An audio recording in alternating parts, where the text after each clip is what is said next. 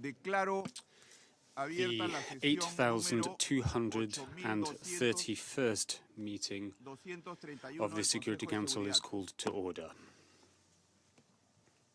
The provisional agenda for this meeting is threats to international peace and security, the situation in the Middle East. The agenda is adopted. In accordance with Rule 37 of the Council's Provisional Rules of Procedure, I invite the representative of the Syrian Arab Republic to participate in this meeting. It is so decided.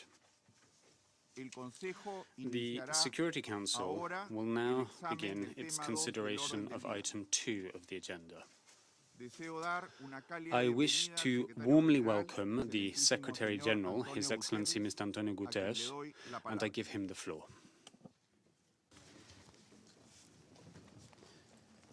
Mr. President, Excellencies, the situation in the Middle East is in chaos. To such an extent, it has become a threat to international peace and security. The region is facing a true Gordian knot. Different fault lines crossing each other and creating a highly volatile situation with risks of escalation, fragmentation, and division as far as the eye can see, with profound regional and global ramifications. We see a multiplicity of divides. The first is the memory of the Cold War. But to be precise, it is more than a simple memory. The Cold War is back, with a vengeance, but with a difference. The mechanisms and the safeguards to manage the risks of escalation that existed in the past no longer seem to be present. Second, the Palestinian-Israeli divide. Third, the Sunni-Shia divide, evident from the Gulf to the Mediterranean. But it is important to note that apparent religious divides are normally the result of political or geostrategic manipulations. Finally, a wide range of different factors, from opposing attitudes in relation to the role of the Muslim Brotherhood or the status of the Kurds, to the dramatic threats to communities that have been living in the region for millennia and are part of the rich diversity of Middle Eastern societies. This multiplicity of divides is reflected in a multiplicity of conflicts with different degrees of interconnection, several of them clearly linked to the threat of global terrorism. Many forms of escalation are possible. We see the wounds of the Palestinian-Israeli conflict deepening once again. The recent violence in Gaza has resulted in many needless deaths and injuries. I repeat my call for an independent and transparent investigation into these incidents. And I also appeal to those concerned to refrain from any act that could lead to further casualties, and in particular, any measures that could place civilians in harm's way. This tragedy underlines the urgency of revitalization of the peace process for a two-state solution that will allow Palestinians and Israelis to live in two democratic states side by side, in peace, and within secure and recognized borders. And I reaffirm the United Nations' readiness to support these efforts. In Yemen, we are witnessing the worst humanitarian disaster in today's world. There is only one pathway to ending the Yemeni conflict and addressing the humanitarian crisis: a negotiated political settlement through inclusive intra-Yemeni dialogue. My special envoy, Martin Griffiths, is doing everything possible to facilitate that political settlement, and he will brief the Council next week. In Libya, I encourage all parties to continue to work with my special representative, Ghassam Salame, as he engages in the political process with a broad range of Libyan interlocutors across the country to implement the UN Action Plan. It is high time to end the Libyan conflict. Iraq demonstrates that progress is possible with concerted local, regional, and global commitment. With the defeat of Daesh, and after overcoming the risk of fragmentation, the government of Iraq must now focus on reconstruction, reforms, and reconciliation. And I hope the upcoming elections will consolidate this progress. At the recent Paris and Rome conferences, the international community reaffirmed its support for Lebanon's sovereignty, stability, and state security institutions. It is absolutely essential to avoid a new Israel-Hezbollah conflict that could inevitably result in many more victims and much greater destruction than the last war. I reiterate the critical importance to act on key principles and commitments on Lebanon, including Security Council resolutions such as 1701 and the policy of disassociation. The dangers of the links to the Syrian conflict are evident in the recent confrontations between Iran and Israel in Syria. Mr. President, Syria indeed today represents the most serious threat to international peace and security. In Syria, we see confrontations and proxy wars involving several national armies, a number of armed opposition groups, many national and international militia, foreign fighters from everywhere in the world, and various terrorist organizations.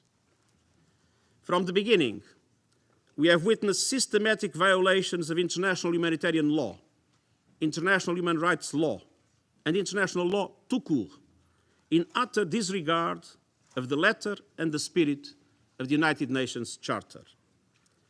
For 8 long years, the people of Syria have endured suffering upon suffering. I reiterate, there is no military solution to the conflict. The solution must be political through the Geneva intra-Syrian talks, as stipulated in Resolution 2254 of the Security Council, and in line with the consistent efforts of my Special Envoy, Staffan de Mistura. Syrians have lived through a litany of horrors, atrocity crimes, sieges, starvation, indiscriminate attacks against civilians and civilian infrastructure, the use of chemical weapons, forced displacement, sexual violence, torture, detention, and enforced disappearances. The list goes on. In a moment of hope, the Security Council adopted Resolution 2401, demanding that all parties cease hostilities without delay for a durable humanitarian pause. Unfortunately, no such cessation of hostilities ever really took place. That is the bleak panorama of Syria today. In this panorama, I'm outraged by the continuing reports of the use of chemical weapons in Syria. I reiterate my strong condemnation of the use of chemical weapons by any party to the conflict and under any circumstances. Their use is abhorrent and a clear violation of international law. The seriousness of the recent allegations requires a thorough investigation using impartial, independent, and professional expertise. In this regard, I reaffirm my full support for the Organization for the Prohibition of Chemical Weapons, the OPCW, and its fact-finding mission in undertaking the required investigation into these allegations. The fact-finding mission should be granted full access without any restrictions or impediments to perform its activities, and I take note that the Syrian government has requested it and committed to facilitate it. The first team of the OPCW is already in Syria. A second is expected today or tomorrow. But we need to go further. In a letter to the Council 2 days ago, I expressed, and I quote, my deep disappointment that the Security Council was unable to agree upon a dedicated mechanism to attribute responsibility for the use of chemical weapons in Syria, end of quote, following the end of the mandate of the Joint Investigative Mechanism, or JIM. I want to repeat today that the norms against chemical weapons must be upheld. And as I wrote in the same letter, and I quote, "Ensuring accountability for a confirmed use of chemical weapons is our responsibility, not least to the victims of such attacks. A lack of accountability emboldens those who would use such weapons by providing them with reassurance of impunity. This in turn further weakens the norm proscribing the use of chemical weapons and the international disarmament and non-proliferation architecture as a whole. I urge all members to act responsibly in these dangerous circumstances. And I appeal to the Security Council to fulfill its duties and not give up on efforts to agree upon a dedicated, impartial, objective, and independent mechanism for attributing responsibility with regard to the use of chemical weapons. I stand ready to support such efforts." End of quote. Increasing tensions and the inability to reach a compromise in the establishment of an accountability mechanism threaten to lead to a full-blown military escalation. In my contacts with you, especially with the permanent members of the Security Council, I've been reiterating my deep concerns about the risks of the current impasse and stressed the need to avoid the situation spiraling out of control. Mr. President, that is exactly the risk we face today, that things spiral out of control. It is our common duty to stop it. Thank you. I thank the Secretary General for his briefing and the valuable information contained in which he shared with us. I now give the floor to those Council members who wish to make statements. I give the floor to the representative of the Russian Federation. Thank you, Mr. President. We are grateful to the Secretary General for his briefing. Your participation and your assessments and the authoritative word as to your authoritative word about the situation that has unfolded is of great significance. We concur with you. In the Middle East, there are many wounds. Но сейчас самое главное — это presently, what is ситуация вокруг most Сирии, important is the situation, the most поскольку largest wound is the situation around ее Syria, негативное развитие insofar as the чревато negative глобальными repercussions последствиями. thereof are fraught with global repercussions. 2 дня назад 2 мир days ago, the облетела world новость received news. об News угрозе со flew стороны around the Соединенных world about Штатов a threat нанести from the ракетные United удары по States Сирийской to Арабской conduct Республике. a strike against the Syrian Arab Republic. Предостережение приготовиться к ним было Warnings to также prepare for адресовано this were Российской also Федерации. addressed to the Russian Federation. Напоминаем, что Let us Сирия по recall приглашению that ее законного Syria, правительства at the invitation of its находятся legitimate наши government, военнослужащие has для the борьбы с presence of международным Russian терроризмом. troops deployed to combat international terrorism. Продолжаем We наблюдать continue опасные to военные observe приготовления dangerous military preparations к незаконной силовой акции to в an отношении illegal act of суверенного force государства against a в нарушение sovereign норм state международного права. in what would constitute a breach of international law. Не только применение Not only силы, the use of force, но и его but also угроза the threat идет of вразрез с force уставом ООН. flies in the face of the United Nations Charter. Именно это мы And прослеживаем в this последних is заявлениях и precisely действиях what we Вашингтона и have seen in некоторых его recent союзников. rhetoric and action by Washington and its Наращивается allies. воинственная риторика на всех Bellicose уровнях. rhetoric is being ratcheted up at all levels, including at the берегам highest Сирии levels, стягиваются to дополнительные Syria's силы и shores. There are средства additional ВМС США и их forces союзников. and means of the U.S. Navy and that of their allies is Ощущение nearing. таково, что It Вашингтон взял appears that однозначный Washington курс has на adopted a раскручивание военного categorical сценария в policy отношении Сирии. to unleash a military scenario Этого against допустить Syria. нельзя. This cannot be Такое развитие tolerated. событий Such a чревато development тяжелыми of events последствиями is для fraught глобальной with grave безопасности, repercussions тем for более global учитывая security, размещение в Сирии especially in the российского light военного of the контингента. deployment in Syria of the Russian military contingent. Есть и те, кто с There are молчаливым those одобрением who, with наблюдает за tacit опасными consent, приготовлениями, are observing заявляет the о понимании dangerous мотивов preparations. They Вашингтона state that they или understand занимается Washington's прямым motivations, подстрекательством, and they are engaging in direct incitement, становясь таким образом потенциальным thereby соучастником возможной военной авантюры. possibly becoming complicit in a possible У нас в military Совете misadventure. At the Безопасности Security есть любители Council, there are those рассуждать о who превентивной дипломатии. enjoy engaging in discussions about preventive diplomacy. Почему-то For сейчас их не some видно и не reason, слышно. we neither hear them nor see them. presently. And не только до immediately, not расследования, only prior to the но и investigation, до but установления even самого prior факта to establishment of the very fact назначены that an виновные, incident occurred, guilty parties were identified, которым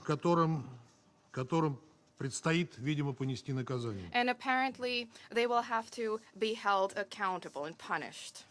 За развитие событий по неблагоприятному The сценарию придется unfavorable отвечать, developments как is и за something предыдущие for интервенции, which there will have to погрузившие be ряд стран на accountability, долгие as was the годы в case for пучину with the кризиса и previous приведшие к interventions, неисчислимым which жертвам. plunged many countries into lengthy years of crisis, an abyss of crisis, and untold casualties. Перед глазами недавний опыт Ирака и We Ливии. have the evident recent experience of Iraq and Libya Он, before среди us. прочего, This показывает, что к inter alia Совету reflects the Безопасности fact у that американских партнеров American сугубо partners потребительское отношение. have adopted a largely consumerist approach to the Security Советам нужен Council. как The прикрытие Council иракских needs пробирок both или ливийской бесполетной cover зоны. for Iraq test tubes or the Libyan no-fly Такую же zone. That is why they виртуальную, need the Council. пустую Such a пробирку virtual, вы демонстрируете нам such a сейчас. virtual empty test tube is what you are placing before us right now. Безответственное поведение The США, reckless попирающих conduct of the международное право и U.S. суверенитет in an государств, encroachment of the sovereignty of states and недостойно international law статуса is постоянного члена Совета Безопасности unworthy ООН. of their status as a permanent member of the UN Security Council. Недостойно для It is статуса unworthy постоянного члена for Совета a Безопасности permanent ООН. member of the United Nations Security Council. Он предполагает This высочайшую status ответственность, presupposes the а highest не degree of отсутствующее в Международном responsibility кодексе and поведения право not размахивать the дубинкой. right to saber rattle, which is absent in international За что вы так law. терзаете Ближний Why Восток, are you seeking провоцируя to один конфликт plunge за the Middle другим и East into натравливая such региональные difficulties, государства друг на друга? provoking one conflict after another, pitting one state against Кто another? выиграет от возможного удара Who по will сирийским benefit военным, from a potential strike несущим against the основное Syrian бремя troops, борьбы who с bear the main терроризмом, burden in combating с terrorism? террористами и добившимся серьезных And побед в этом they отношении? have achieved major victories in this regard. Нам точно известно, что We главарям сирийских understand вооруженных fully well группировок that the heads of отданы Syrian armed приказы groups have received начать наступление instructions после to begin an возможной силовой offensive акции. following a potential act of force. Неужели очередной виток хаоса затевается только ради этого? Is the latest chaos, the latest wave of chaos, truly being unleashed only for the sake of that? Предлог — The предполагаемое pretext применение is the отравляющих alleged веществ в сирийском use городе Дума of 7 chemical апреля. substances in the Syrian city of Duma on 7 Достоверных April. подтверждений этому нет. There is no credible Наши confirmation of специалисты this. не Our нашли specialists никаких следов found использования no отравляющих веществ. traces of toxic substance Жителям Думы об use. атаке неизвестно. The residents of Duma Все know сведения о about no such якобы attack. All information произошедшей about the атаке alleged предоставлены attack have been provided by the антиправительственными anti-government силами, заинтересованными в forces who подобном have an развитии interest событий. in such a development of events. У нас есть веские We основания have полагать, weighty justification to более того, believe, даже есть информация, and we have even полагать, information to believe, что имело место that what took провокация place с was a участием provocation with the спецслужб participation некоторых стран. of certain countries' intelligence services. Мы об этом давно We предупреждали. warned about this long ago. Это повторение This сценария is an Хан Шейхуна echo в of the апреле Han прошлого Shehun года. scenario, which took place last April. Сирийское The правительство, Syrian которому, government, очевидно, which все это надо в clearly последнюю очередь, needs all of this, is the last to need all of this, заявило о своей has непричастности и announced направило that it has запрос о nothing to do срочном with this, and проведении it инспекции на delivered a request предполагаемом for месте an urgent происшествия conduct of inspections at the силами area ОСХО. of the alleged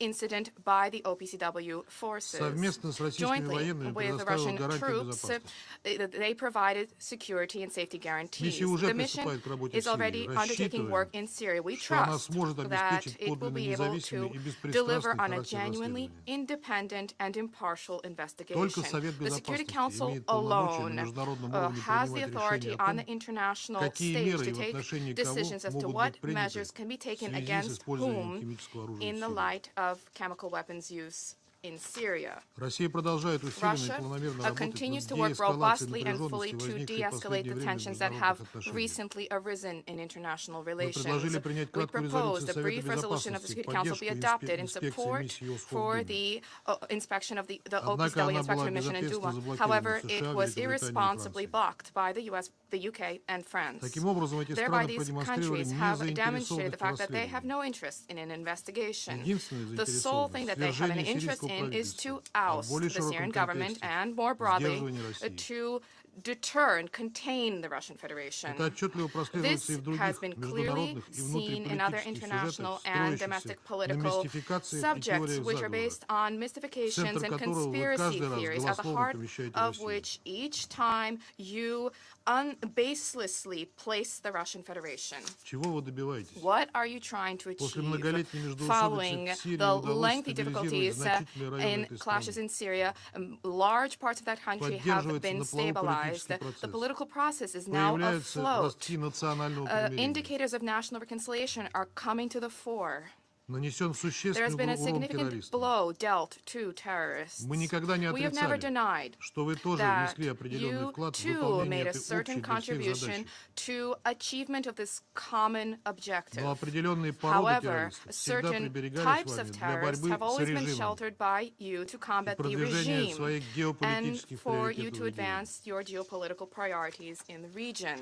A British colleague constantly asks me, what is Russia doing to see to the implementation of Security Council Resolution 2401? I will respond.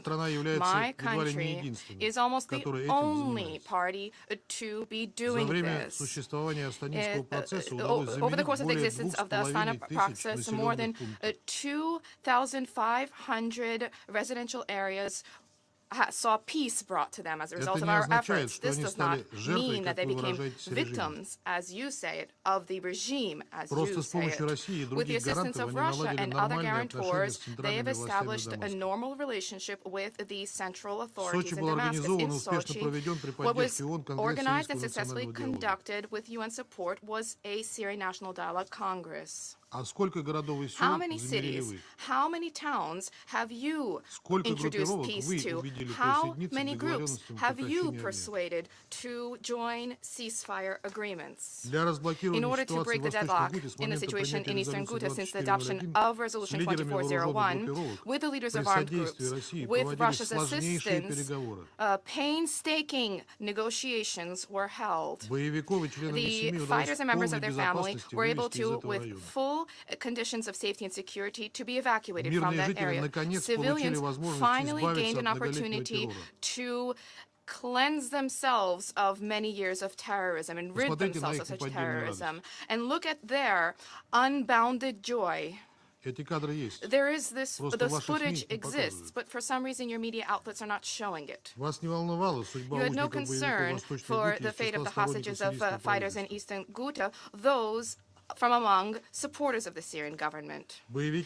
Fighters they're bargaining with the authorities for an exchange of hostages and said that they held 2,000 to 4,000 people. And now it is becoming clear that that number is far lower.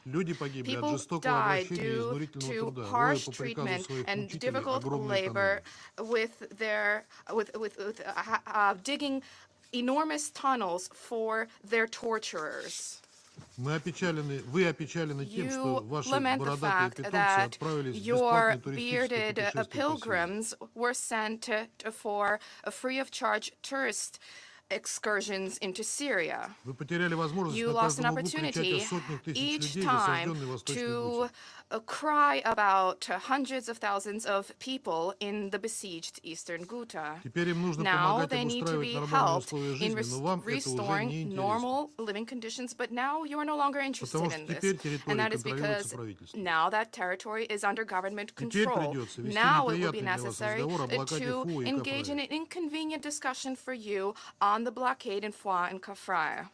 When did the last humanitarian convoy reach the area?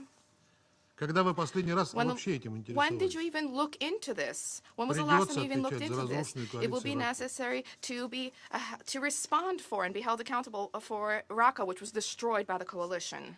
Mr. President, there is a dangerous development of events which is fraught with far-reaching ramifications for global security. And the full responsibility in this case will fall to the United States and their allies. It is most unfortunate that old Europe continues to lose face. We call upon the leadership of these states immediately to reconsider, to return to the international legal fold, and not to bring the world to such a dangerous threshold. It is necessary to urgently seek a peaceful settlement through collective efforts. The Russian Federation stands ready to engage in equitable cooperation with all partners to resolve the problems which arise through dialogue. We steadfastly have focused on a peaceful settlement to the conflict in Syria on the well-known international legal basis, and we shall continue our proactive efforts to this end. We call upon all to follow suit, all of our partners to follow suit. Thank you. Le agradezco al representante de la Federación de Rusia por su declaración y le doy la palabra a la representante de los Estados Unidos. Thank you, Mr. President. Thank you, Mr. Secretary General. I started to listen to my Russian friend and respond, but instead, I'm in awe, Vasily, of how you say what you say with a straight face.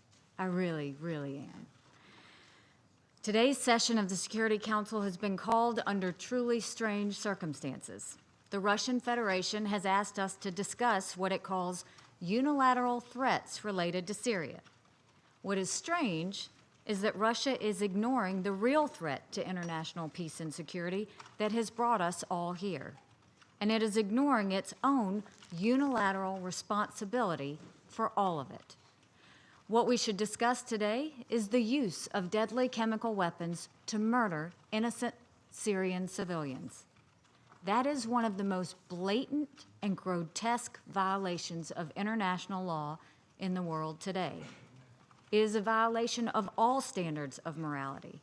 It violates the long-standing international consensus that chemical weapons represent a unique evil.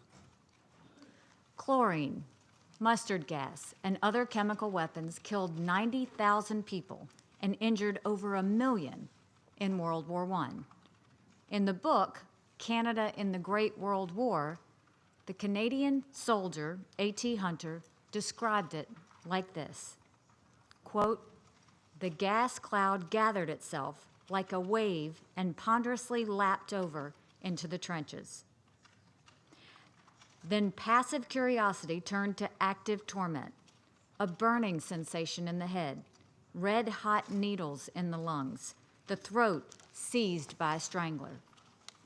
Many fell and died on the spot, the others gasping, stumbling, with faces contorted, hands wildly gesticulating and uttering hoarse cries of pain, fled madly through the villages and farms and through the city itself, carrying panic to the remnants of the civilian population and filling the roads with fugitives of both sexes and all ages." End quote. Chemical weapons didn't produce the most casualties in World War I, but they were the most feared. In World War II, chemical weapons were employed on an industrial scale against civilians, resulting in the worst genocide in human history, which we recalled just yesterday on Holocaust Remembrance Day. That is what brings us here today. That is what chemical weapons are all about. That is why we must not stay silent in the face of horrible chemical weapons use in our own time. The first response to all this death and injury was the 1925 Geneva Protocol, which banned the use of chemical weapons in war. Later, in 1993, the Chemical Weapons Convention was signed. That convention obligates all of its parties to, quote, "never under any circumstances develop, produce, stockpile, transfer, or use chemical weapons." It also prohibits all parties from assisting anyone to engage in these activities. The United States is a party to this convention. Russia is a party to this convention. Every country that is a member of the United Nations Security Council is a party to this convention. Even the Assad regime has pledged to abide by the convention.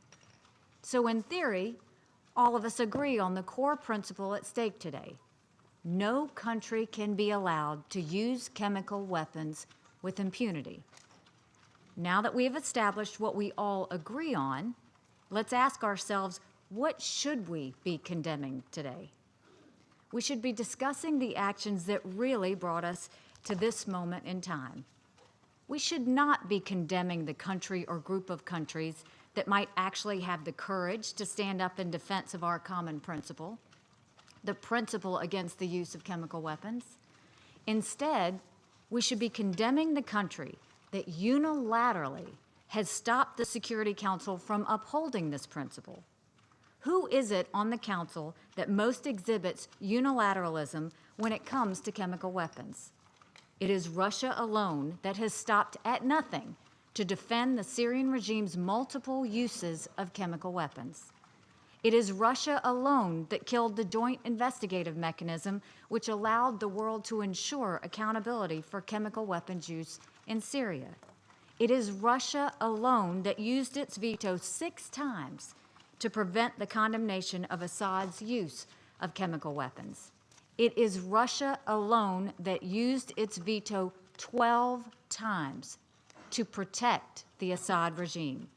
And to make matters worse, it is Russia alone that had agreed to be the guarantor of the removal of all chemical weapons in Syria.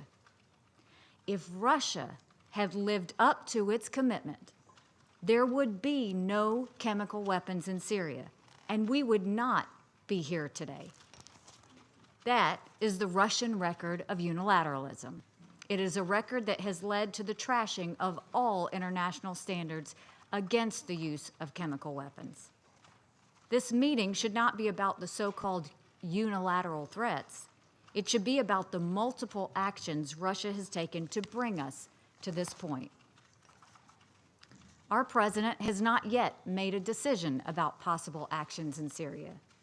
But should the United States and our allies decide to act in Syria, it will be in defense of a principle on which we all agree.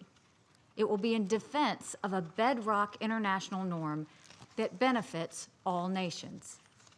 Let's be clear. Assad's most recent use of poison gas against the people of Douma was not his first, second, third, or even 49th use of chemical weapons.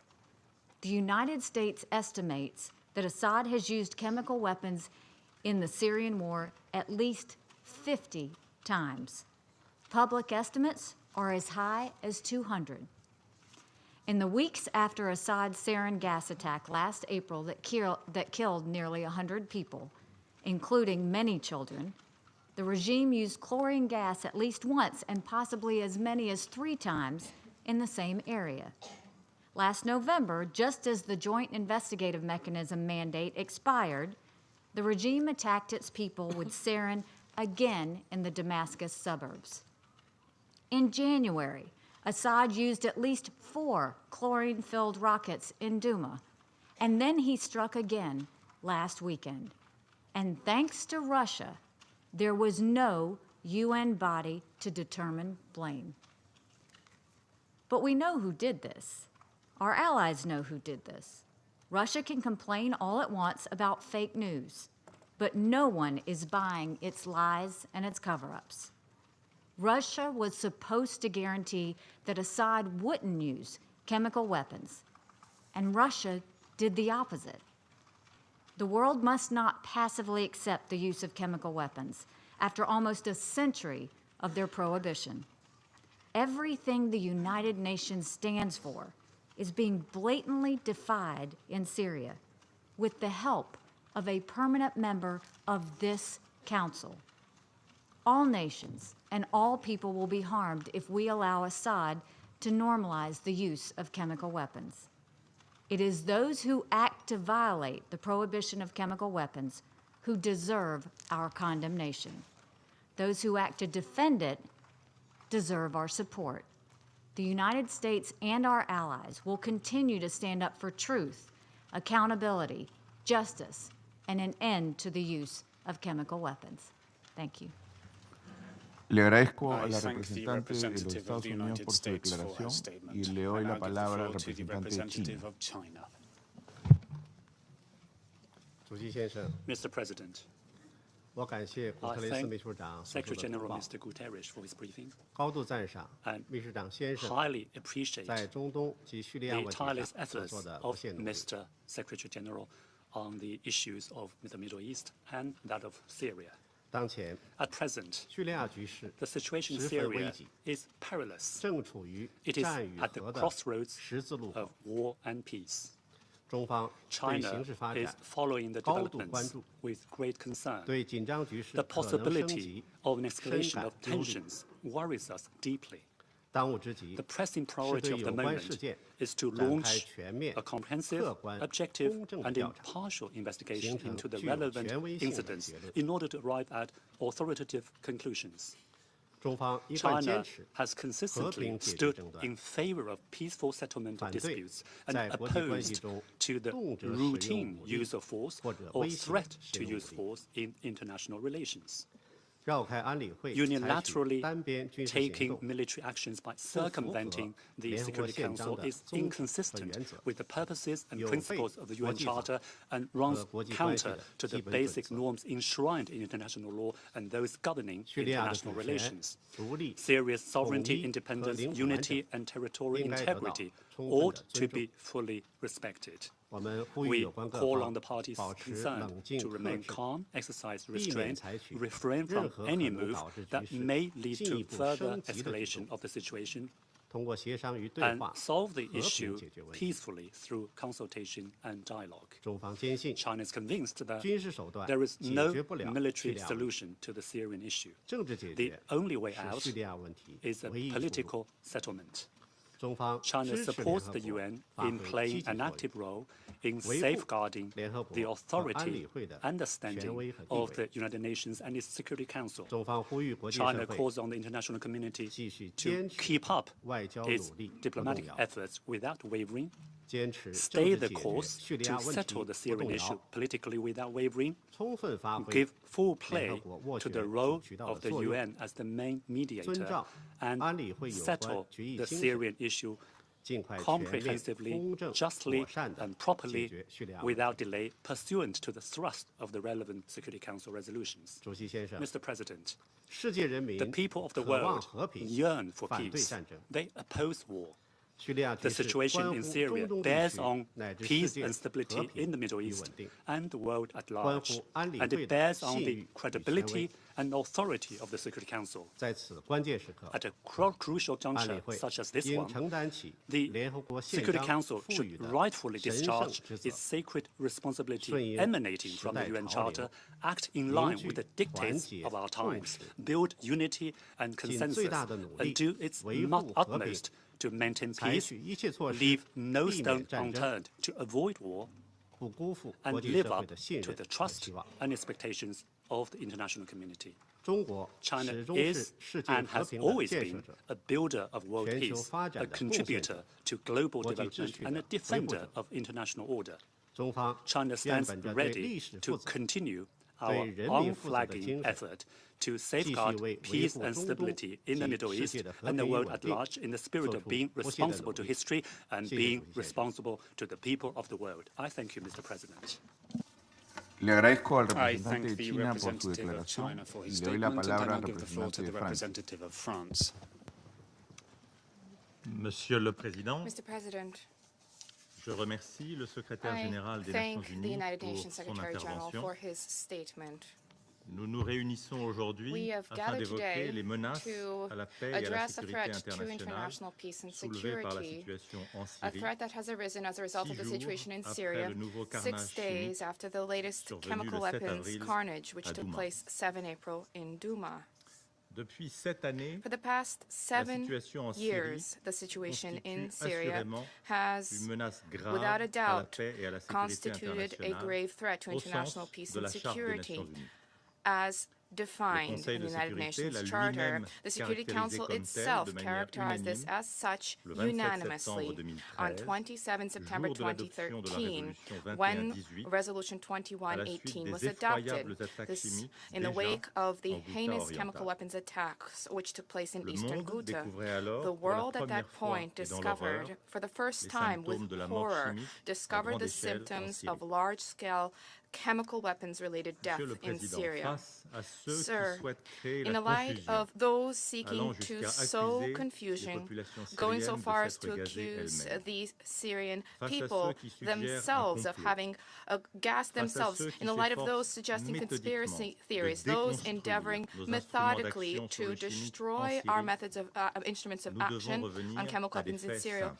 In the light of all of this, we Oui, must la return to crise simple syrienne facts. constitue une Yes, menace the à la sécurité situation, the internationale. crisis in Syria constitutes a threat to international Cette peace menace and est liée security. au recours This répété, threat is related to the organisé et repeated, systématique aux armes organized, chimiques par le systematic régime de Bachar use of el-Assad, chemical weapons by the qui a de Bashar al-Assad nouveau franchi regime, un seuil dans l'horreur which avec les once deux again attaques de Douma le crossed 7 the avril threshold dernier. of horror with two attacks Ces perpetrated in attaques ont Douma on 7 commencé, April last. causé la mort de These plusieurs attacks, dizaines de which claimed personnes the au lives moins of several dozen et en ont dozen blessé des people centaines d'autres. at least, and Les blessés wounded qui hundreds pour of beaucoup others. continueront de These souffrir leur victims, vie durant many of these victims will séquelles continue to respiratoires suffer ou throughout their neurologiques lives the graves. respiratory and Il neurological n'existe une nouvelle fois after-effects, aucun which are doute very sur la serious. responsabilité de There is no Damas dans doubt cette attaque. as to the responsibility of Les Damascus éléments in this recueillis sur attack. place, Facts collected were collected on the ground.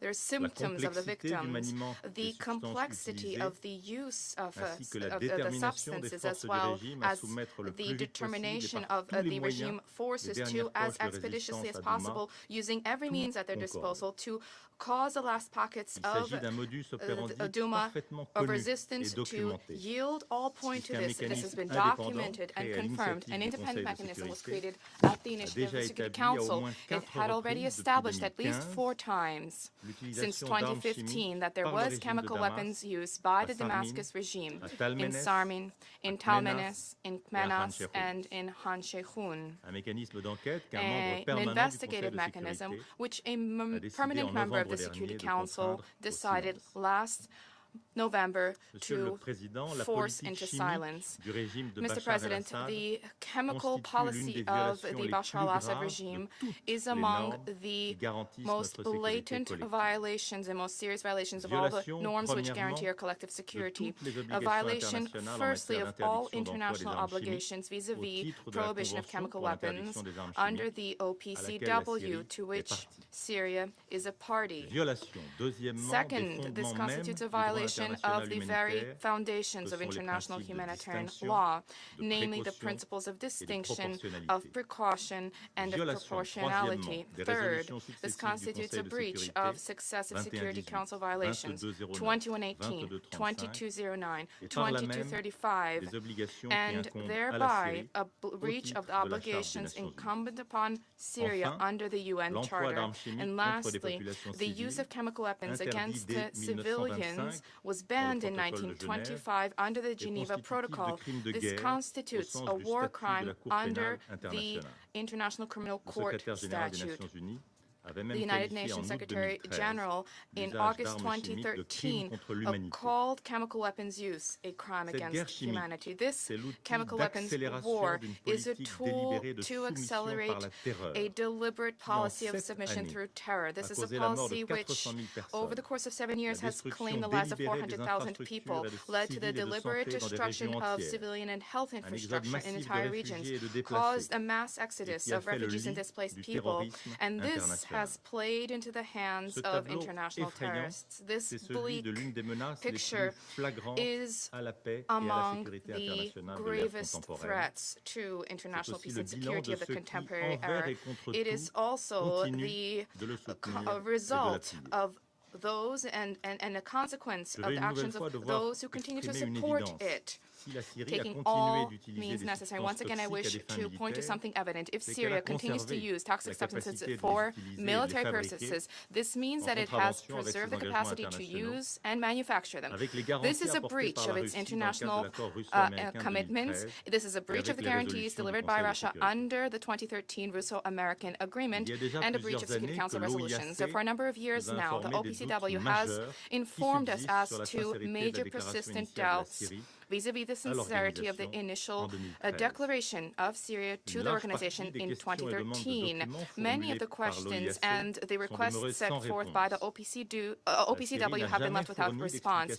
Syria has never provided a satisfactory explanation to the fact that inspectors discovered substances and capacities which Syria had previously never declared. These capacities have once again been seen by us in action on 7 April. They were used to kill the greatest possible number of civilians, used to terrorize survivors, and used to entrench the definitive reconquering of Douma by the Syrian regime. Beyond Syria, this impunity has lasted since 2013.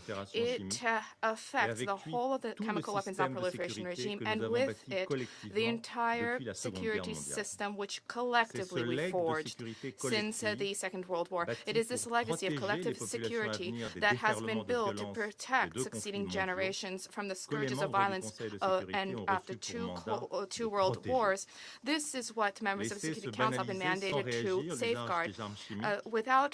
It is necessary to act to chemical weapons. Otherwise, the genie of non-proliferation will emerge from its bottle, and the consequences of this will be paid by all of us. Mr. President, the Security Council, which has been assigned by the United Nations Charter with the primary responsibility for the maintenance of international peace and security on behalf of the whole of the international community, is more than justified today in convening. It is more than justified once again to observe that there has been a violation of international law, of its own resolutions, and that there are persistent, proven threats to international peace and security. It is more than justified to urgently restore a mechanism for attribution of responsibility in chemical weapons attacks. The opportunity was once again provided in vain on Tuesday. The opportunity was provided on Tuesday with the draft resolution proposed by the U.S. It is more than justified to do what has been assigned to it, that is to take measures under Chapter 7 of the UN Charter. In the light of the mass atrocities perpetrated in Syria, action of the Security Council has, for a number of years, been paralyzed by successive Russian vetoes. 12 times the Russian Federation exercised vetoes on Russia, 6 times on the chemical weapons dossier. The aim of these vetoes was purely to protect the Syrian regime, to guarantee impunity in contempt of the body of international standards, to allow for what cannot be defended. Russia deliberately chose to sacrifice the Security Council's capacity to act, the most significant tool for our collective security. And we saw proof of this once again on last Tuesday. On 7 April, the name Douma has joined those of Ypres, Halabja, Han Sheikhoun in the litany of chemical weapons massacres. Mr. President, I wish to state this formally today. Deciding once again to use chemical weapons, in deciding to do this on 7 April, the regime has reached the point of no return. France will shoulder its responsibility to end an intolerable threat to our collective security, to finally ensure respect for international law and respect for the provisions adopted over the course of a number of years by the Security Council. A chemical weapons attack such as what took place in Douma, which was to gas the last residents of a besieged enclave as it was about to fall, as the last fighters are negotiating their surrender. This is the height of cynicism. This is where we stand after 7 years of the regime's waging war against its people. This is a situation to which the world must provide a robust, united, and steadfast response, and this is our responsibility. It is also critical for us to combat impunity, and this will continue to be necessary. Impunity for those responsible for the use of such weapons, and more broadly, those responsible for the most serious crimes perpetrated in Syria. France's commitment in this regard is ironclad. This is the thrust of the International Partnership Against Impunity of Chemical Weapons Use, partnership which we initiated last January.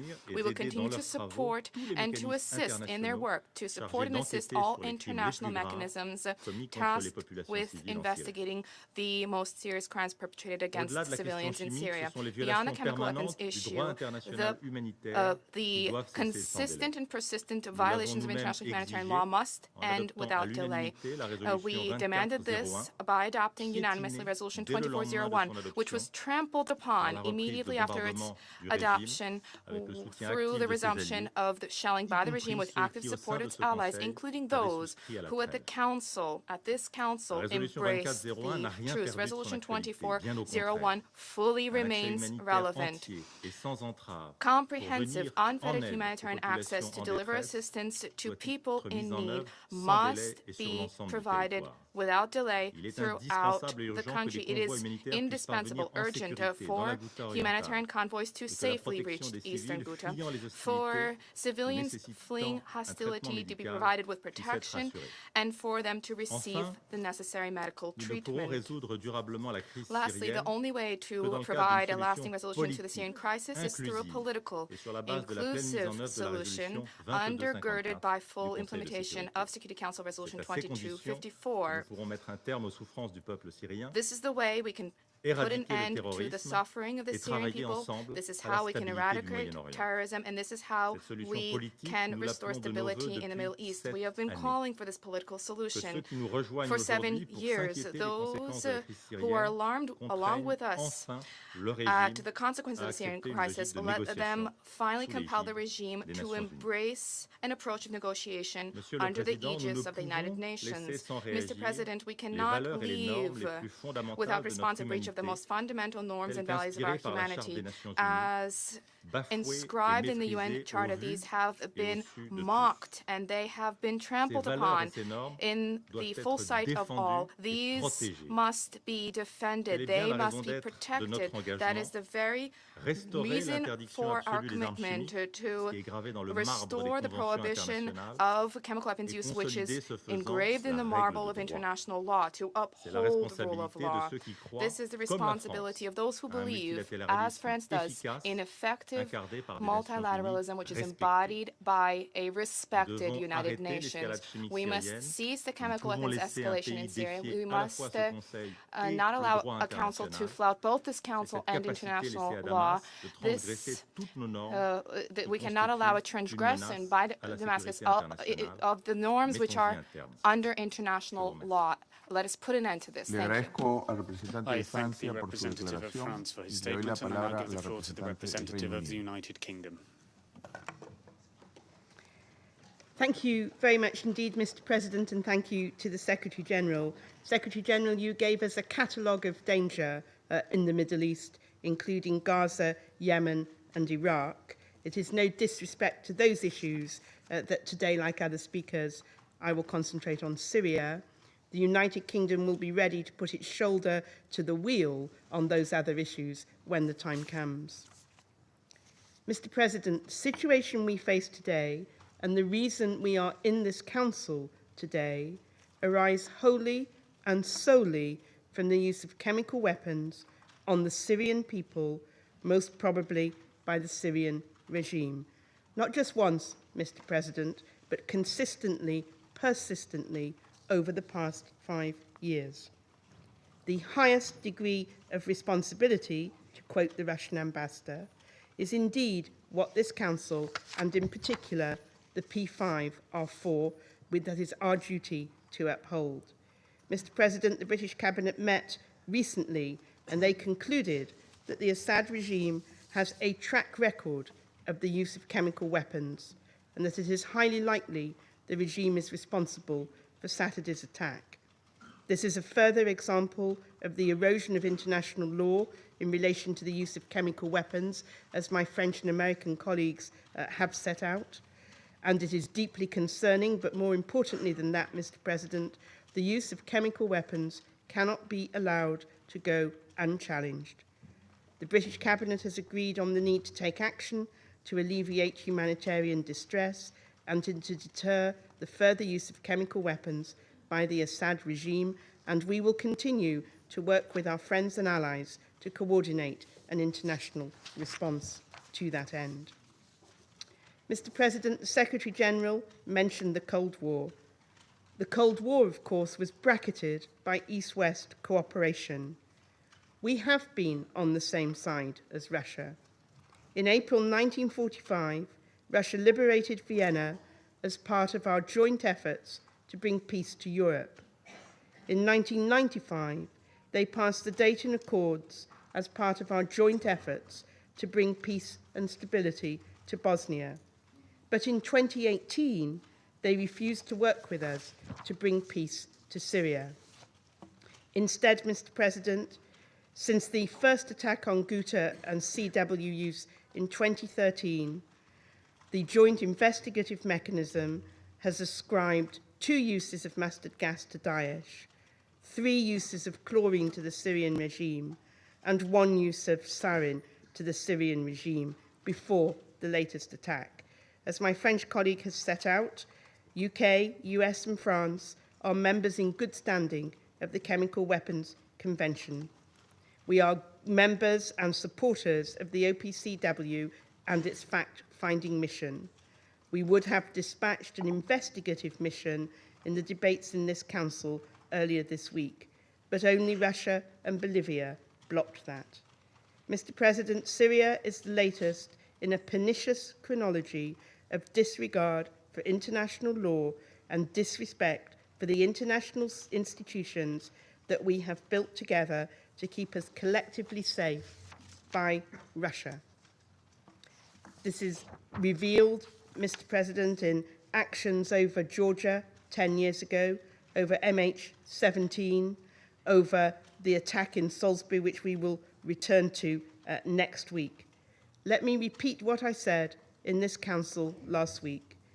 My government, the British people, are not Russophobe.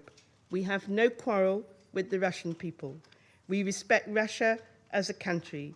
We prefer a productive relationship with Russia, but it is Russia's own actions that have led to this situation. Mr. President, what has taken place in Syria to date is in itself a violation of the UN Charter. No principle or purpose of the Charter is upheld or served by the use of CW on innocent civilians. On the contrary, to stand by, to ignore the requirements of justice, accountability, and the preservation of the non-proliferation regime is to place all our security, not just that of the Syrian people, at the mercy of a Russian veto. We will not sacrifice the international order we have collectively built to the Russian desire to protect its ally at all costs.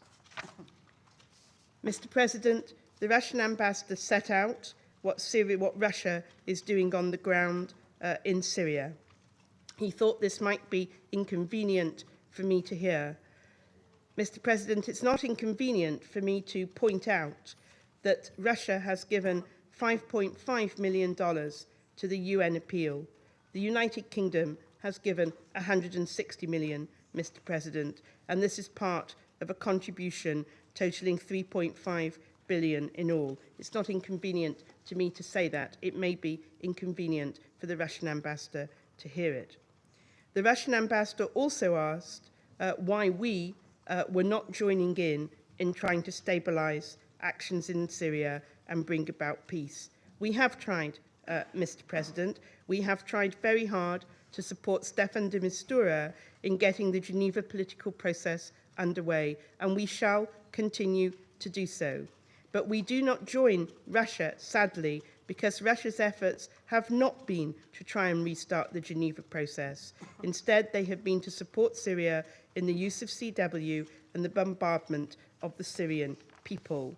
In the area known as T4, they helped the regime liberate this area, but they took their eye off the ball and Daesh took it back. They took it again, but sadly, foreign fighters have been able to re-establish themselves there. This is not de-escalation. This is not political progress. This is a gross distortion by Russia of what is actually happening on the ground. Mr. President, these are truly exceptional circumstances that we face today. My US and French colleagues have set out in great detail the catalogue of awful things that are happening to the Syrian people. This catalogue goes to the heart of what the Geneva Conventions, the Non-Proliferation Regime, the United Nations, and this Council are for. It is not only dangerous what Russia is doing, Mr. President, in vetoing our resolutions and in supporting the Syrian regime's actions against its own people, it is ultimately prejudicial to our security. It will let Daesh re-establish itself. It is something, Mr. President, that we believe we need to take action to defend. Thank you. Le agradezco a I la thank the representative Unido of the por su United Kingdom for her declaración y le doy la statement, and I now palabra give al the floor to the representative of Sweden. Thank you very much, Mr. President, and thank you very much, Secretary General, for your briefing today, for your efforts, and for your good offices. Mr. President, last weekend, reports once again began to emerge of horrifying allegations of the use of chemical weapons in Syria, this time in Douma, with reports of a large number of civilian casualties. Like many others, we were alarmed by these extremely serious allegations, and we called for an immediate, impartial, and thorough investigation to establish the facts. In that regard, we welcome the fact that the OPCW's fact-finding mission has been deployed to Syria. Full access and cooperation by all parties must now be ensured. Mr. President, I want to reiterate here again that we will spare no effort to combat the use and proliferation of chemical weapons by state or non-state actors anywhere in the world. We unequivocally condemn in the strongest terms the use of chemical weapons, including in Syria. It's a serious violation of international law. It constitutes a threat to international peace and security, and their use in armed conflict is a war crime. The international disarmament and non-proliferation regime must be safeguarded. This is best achieved through true multilateralism and broad international consensus. Mr. President, we share the outrage and frustration of many in this chamber about chemical weapons use in Syria. Those responsible for such crimes must be held accountable. We cannot accept impunity. The conflict in Syria is in its 8th year, and we are at a dangerous moment. We fully share the deep concern expressed by the Secretary General about the risks of the current impasse, the need to avoid the situation to escalate and spiral out of control, and to pay further attention to the divides, tensions, and fault lines in the region, as described again by the Secretary General this morning. Mr. President, we remain deeply disappointed that the Council was unable to agree and move forward on a substantial, swift, and unified response to the use of chemical weapons in Syria.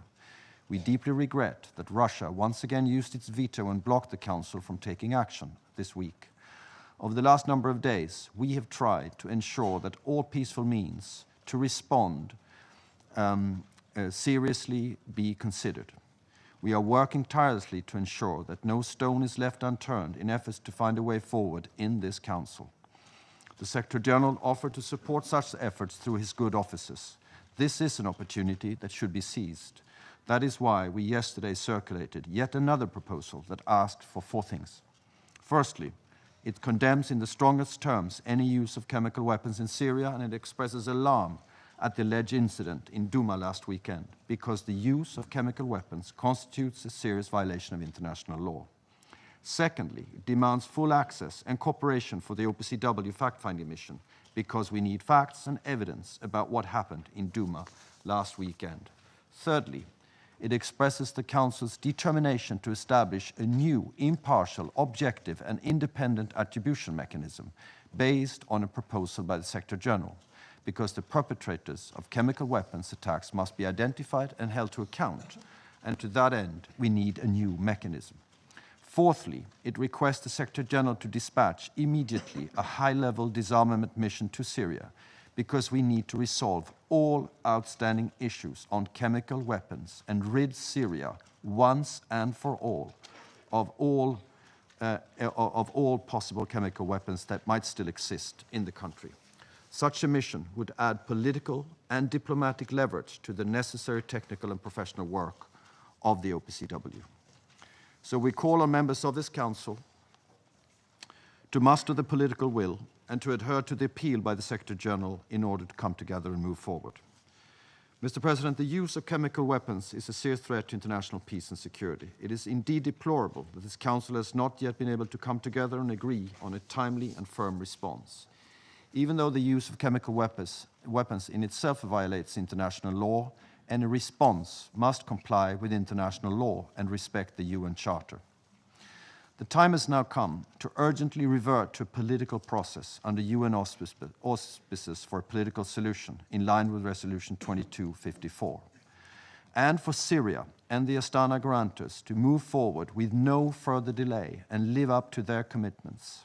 For Resolution 2401, demanding a cessation of hostilities and humanitarian access to be fully and urgently implemented.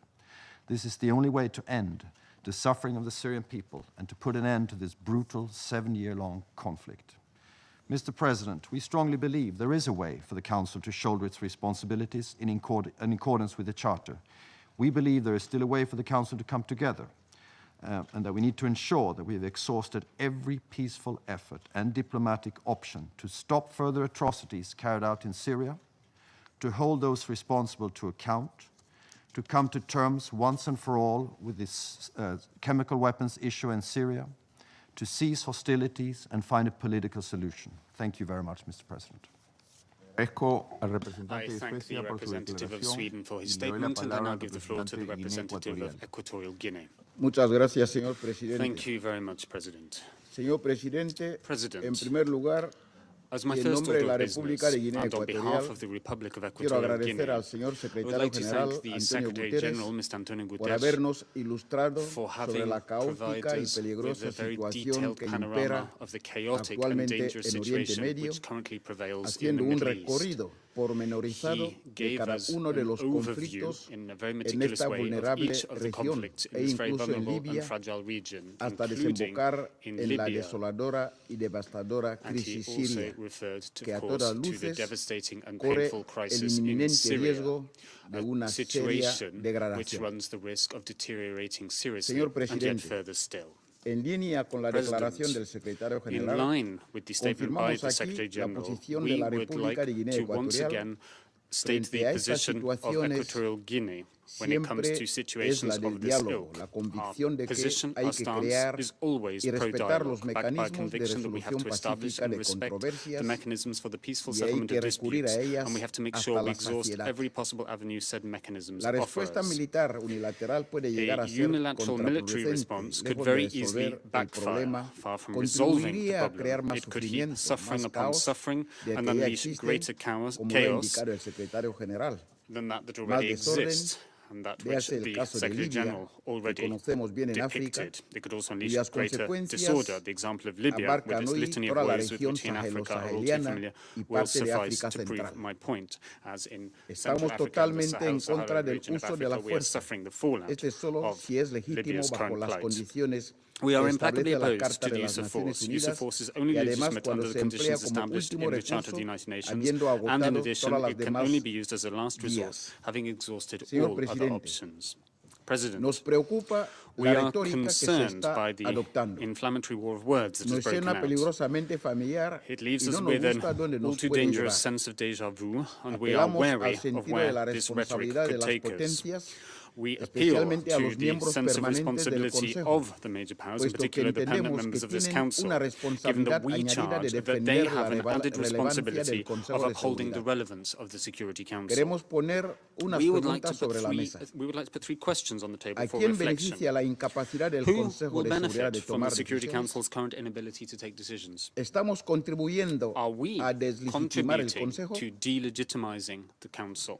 ¿Estamos activamente Are we in erosionando fact la relevancia actively del Consejo en el eroding panorama the político relevance of the internacional? Security Council on the current international Si el political Consejo stage? no puede tomar acciones, no puede If the emprender, Council is ¿cuánto paralyzed tiempo va a and is pasar unable antes to de que la act, comunidad how internacional long retire su will fe, it take before the esperanza, su international community confianza en este regains its Consejo? faith, its hope, and its trust in this Security Señor Council? Presidente, no hay President, solución militar al problema there can sirio, be no por lo military tanto solution to debemos the seguir Syrian buscando problem, formas and de thus we must resolver continue el to seek out conflicto ways por of vía resolving the diplomática. issue through diplomatic channels. Todos los miembros del Consejo All debemos the members actuar of the con Security responsabilidad Council must act y with a sense of ponernos de acuerdo en responsibility crear and un reach mecanismo agreement on establishing an independiente e independent imparcial and impartial de verificación de mechanism los hechos to ocurridos verify en the Duma facts of the y event that occurred establecer in las Duma and to responsabilidades attribute y asegurarse de responsibility que and los to ensure that the autores afronten la perpetrators acción de are la properly justicia. prosecuted. Señor Presidente, el secretario general ha declarado estar decepcionado por la incapacidad de este Consejo de Seguridad de poder crear un mecanismo que investigue, identifique y atribuya responsabilidad a los utilizadores de armas químicas.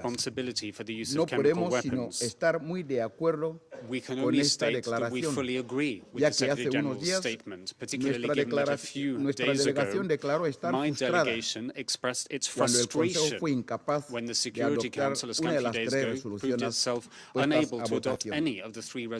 Señor Presidente, la oferta del señor secretario general de las Naciones Unidas sobre sus buenos oficios debe ser tenida en cuenta be seized upon and borne in mind, and he must be given room to pursue this option fully. Concluimos esta intervención, señor Presidente, reiterando la posición del Gobierno de la República de Guinea Ecuatorial en abogar en contra y condenar la utilización de armas químicas y de otras armas de destrucción masiva, sea quien sea que las utilice. Muchas gracias.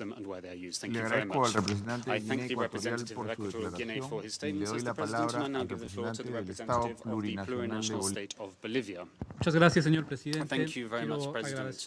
I would like to thank you for having convened this morning's meeting of the Security Council, and we welcome the presence with us this morning of the Secretary General. We also welcome his assessment. His assessments are always very precise, very accurate, and very useful.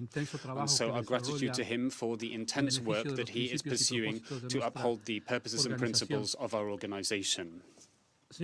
President, for some reason, some members of the Security Council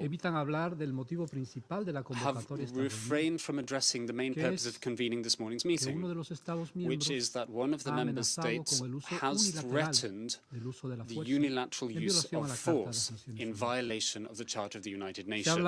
They have talked, much has been said about the use of chemical weapons, and Bolivia would like to leave it on the record that we categorically and absolutely condemn the use of chemical weapons or the use of chemical agents as weapons, given that their use is unjustifiable and criminal wherever they are used, whenever they are used, and by whomever they are used.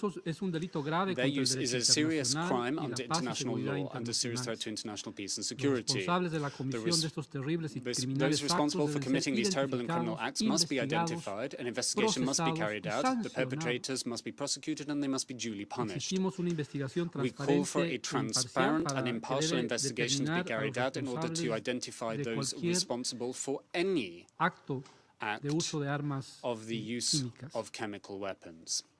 It is essential that the Security Council guarantees an independent, impartial, complete and conclusive investigation. The investigation must, above all things, be depoliticized, and the Security Council, the sad truth is, has not yet been able to achieve this objective. Nonetheless, we will support any effort that fits within that framework and is aimed at achieving that end.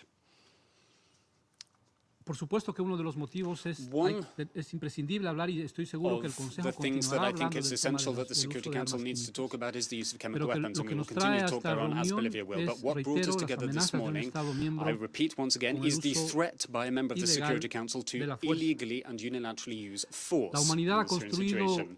Humanity, over the last 72 years, has managed to create a structure that is not just physical and not just institutional, but it is legal. We have set up a legal framework step by step. We have established international legal instruments precisely to avoid the most powerful being able to attack the weakest with impunity. We have set up a framework, a legal framework that has created balance in the world and that is intended to prevent threats to international peace and security. We have forged, and I want to make this clear to the Security Council, an international rules-based order and system. Rules-based. It is the duty of the Security Council and of all bodies of the United Nations to respect said rules, to defend and uphold multilateralism. The Charter of the United Nations must be respected, and the Charter of the United Nations prohibits unilateral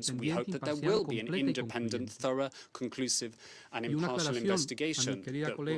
And if I may provide a point of clarification to my dear colleague from the United Kingdom. Bolivia voted against a resolution, but we voted in favor of two.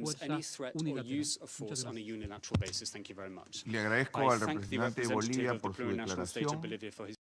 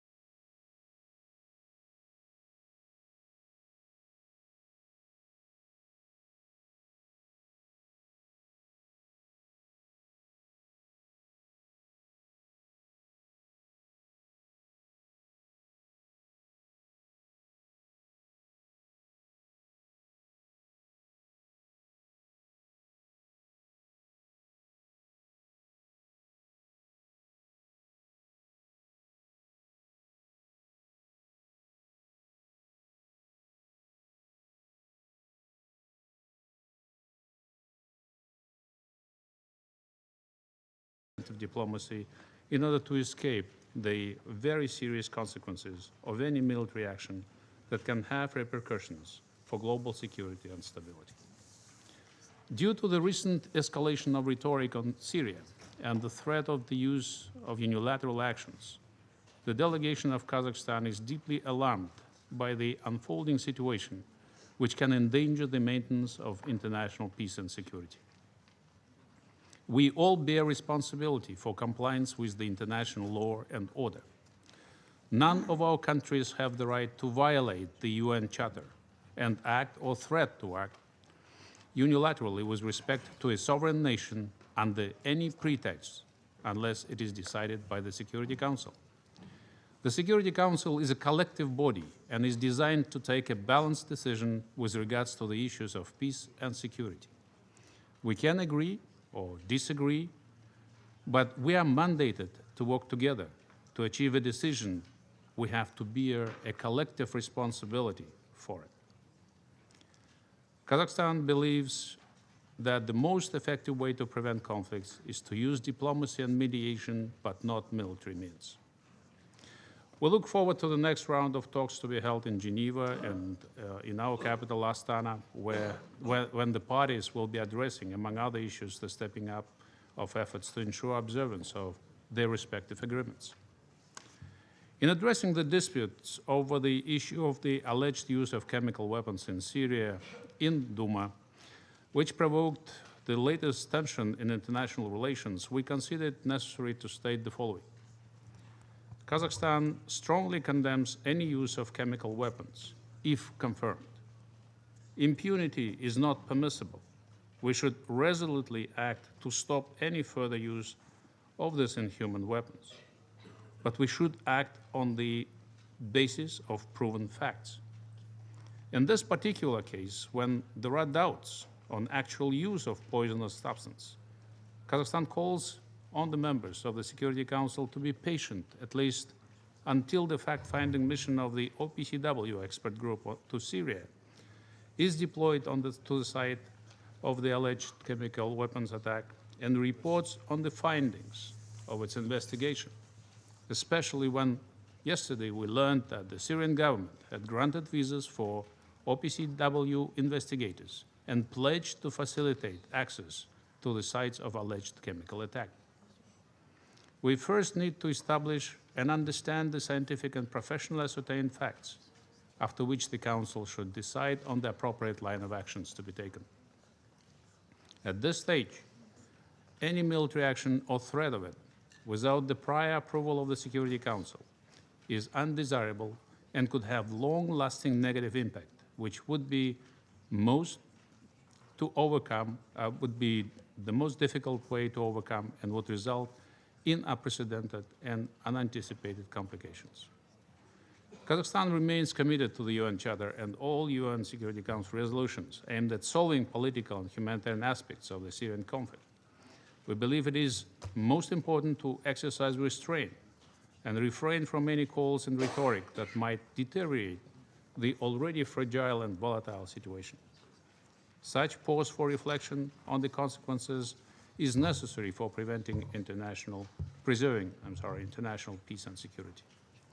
In light of the prevailing circumstances, we need for implementing the recent resolution 2401 by all Council members, which is most critical, particularly under the present conditions.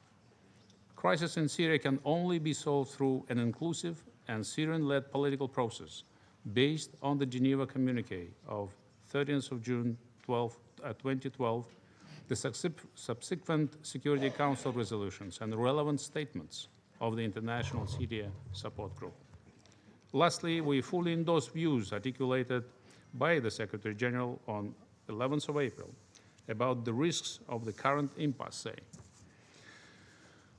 we are witnessing today. We must at all costs avoid the situation spiraling out of control. Our ultimate goal should be to end the horrific suffering of the Syrian people and help them to go on the path of peace and progress. We repeat again, it is an urgent time and need to work together to restore unity in the Security Council and achieve its efficiency through rebuilding trust and consensus, to preserve global peace and security. We need cooperation within the Security Council to establish a workable attribution mechanism we also passionately speak for today in this chamber. Let's make it happen and convert our words into real deeds. Kazakhstan delegation is ready for that and calls our colleagues to take an extra mile effort in this direction. I thank you. Le agradezco al representante de Kazajstán por su declaración y le doy la palabra al representante de Etiopía. Thank you, Mr. President. Mr. President, we thank the Secretary General for his briefing and deeply appreciate his efforts to weigh in on this great challenge we face to ensure what should and must be avoided will not happen because of miscalculation, lack of thoughtfulness, or lack of appreciation of the tremendous responsibility we bear, the Security Council bears, most particularly its permanent members. The Cold War is back with vengeance, the Secretary General said. This time, in a less managed manner, he wanted to tell us. It's very difficult to quarrel with him. His approach was quite comprehensive, focusing, as he said, on the multiplicity of dangerous conflicts the Middle East is facing. His approach might be better, but I choose to focus on Syria because it is the flashpoint currently. Mr. President, following the alleged chemical attacks in Douma, it's regrettable that the Council was not able to adopt a resolution to create an independent, impartial, and professional investigative mechanism to identify those responsible for the use of chemical weapons in Syria. This is a problem that has been with us for some time, a reality that sadly reflects the lack of unity in the Council, even on matters that are manifestly in the common interest of all. We indeed welcome the deployment of the OPCW fact-finding mission to Syria to establish the facts surrounding the alleged use of chemicals as weapons. We have repeatedly stated that using chemicals as weapons is inhumane, and we condemn the use of it by any actor under any circumstances. One matter remains, and that is putting in place a mechanism for attribution. One hopes this would be done the soonest. But that doesn't mean, in the meantime, we cease exercising maximum restraint in the interests of peace. Mr. President, pragmatic considerations and simple rational calculation suggests at present that we get our priorities right. We need to live to be able to fight evil. We have continued to express our deep concern about the current dynamics in Syria and its devastating implications for regional and international peace and security. We fully concur with the Secretary General, who stressed in his April 11 statement that it is vital to avoid the situation spiraling out of control. He has stressed this legitimate concern again today. The Security Council, as the principal body responsible for the maintenance of international peace and security, should not and cannot allow this to happen. At a time when we are talking about preventive diplomacy, as well as after electing a Secretary General who told us in his maiden speech to this Council that prevention is not merely a priority, but the priority. Now is the time for the UN to undertake the search for diplomacy for peace in earnest. If we are seriously committed to move this organization from the culture of reaction to prevention, now is the time to stand firmly, to speak in one voice, and take proactive and collective action that could be respected by all major stakeholders. This requires the Council to be united for global peace and security. We know this is difficult, but it's our conviction that we have no other sane option. This is in particular the time for the Security Council to stand up and be counted. The Security Council is the custodian of the Charter of the United Nations, which, growing out of the devastating Second World War, promised to save succeeding generations from the scourge of war. This is the clarion call the Council should heed and act upon. The situation should not be allowed to spiral out of control. He is right. The Council should listen to him, like the Secretary General is right. Thank you, Mr. President. Le agradezco al representante de Etiopía por su declaración y le doy la palabra al representante de Países Bajos. Thank you very much, Mr. President. Mr. President, we thank the Secretary General for his comprehensive and insightful briefing. His statement, rightly so, focused on the broader Middle East. However, I will focus my statement on the most pressing issue at hand, the use of chemical weapons in Syria. Mr. President, the UN Charter starts with the words, "We, the peoples of the United Nations." And while the Russian Federation is blocking effective action of this Council on the crimes of its ally, the Syrian regime, all peoples of every nation are outraged by the continued unlimited violence committed by the Syrian regime against its own people. As the Secretary General just said, the people of Syria have lived through a litany of horrors. No responsible government can ignore the universal outrage about these horrors. Our collective incapacity here in the Council to stop the crimes in Syria should weigh heavily on the conscience of all members of this Council. But especially, it should weigh heavily on the conscience of one permanent member. It is our collective conscience that created this Charter. It is our collective conscience that created the Chemical Weapons Convention. The use of chemical weapons is unlawful in and of itself. The use of chemical weapons is a violation of the UN Charter. And the use of chemical weapons is a serious violation of international law, may constitute a war crime and a crime against humanity. We strongly believe that the international community must fully uphold the standard that the use of chemical weapons is never permissible. As the Secretary General just said, the norm against the use of chemical weapons must be upheld. The non-proliferation regime must be upheld. Accountability for chemical weapon use in Syria, therefore, is neither optional nor negotiable. The images of last weekend's attack in Douma are appalling. Once again, atrocities have been inflicted on Syria's civilian population. Once again, dozens of innocent civilians were killed. Once again, hundreds of innocent civilians were injured. The Kingdom of the Netherlands believes it's highly likely that the Syrian regime is responsible for the attack. The Syrian regime has a proven history of such attacks in 2014, 2015 and 2017, when it used chemicals as a weapon against its own people. It is unacceptable that 4 years after Syria joined the Chemical Weapons Convention, its declarations can still not be verified as accurate or complete. Mr. President, the Kingdom of the Netherlands is a long-time supporter of fighting impunity when it comes to chemical weapons. Regrettably, all attempts to achieve accountability here at this Council have failed. Referral to the International Criminal Court was vetoed.